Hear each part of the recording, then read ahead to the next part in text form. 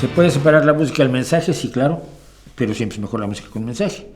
Dice que considero la voz como un instrumento. Si escuchas mañana en Patreon nuestro ahora música con voice play, oirás mi historia completa con la música vocal y por qué considero que el instrumento más perfecto y maravilloso es la voz humana.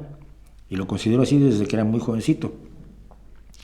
Y oigo mucha música que no entiendo. Mira, soy fan de un trío maravilloso de chicas georgianas que se llama Trío Mandili.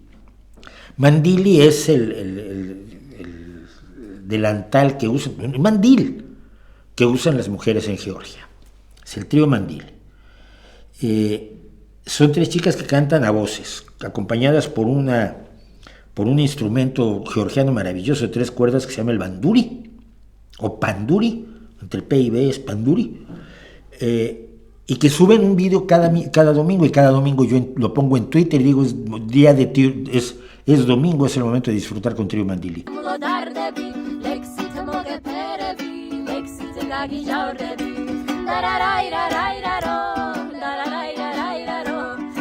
Cantan en georgiano, en ucraniano, en ruso, a veces en italiano, a veces en francés y creo que tienen una en inglés. Pero la mayoría de las veces cantan en georgiano, cantan canciones del folclore georgiano, no entiendo un pijo y disfruto enormidades oyendo todas las semanas el Trío Mandili.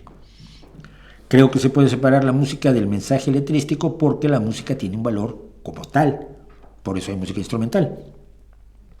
Pero por otra parte, en general las canciones las prefiero con letra y que la letra tenga algún significado más allá de pobrecito, ay me dejó, ella me dejó, qué mala es que me dejó, o él me dejó, qué malo es que me dejó, ay qué malo es que me dejó.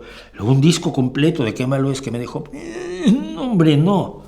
Tratemos de ser un poquito más complejos en nuestra apreciación del universo, ¿no? Por eso me gusta el punk celta, entre otras cosas, porque tiene aproximaciones a la realidad distintas de la que suele tener, por ejemplo, incluso el rock indie, ¿no? Así que mañana, ahora música en Patreon.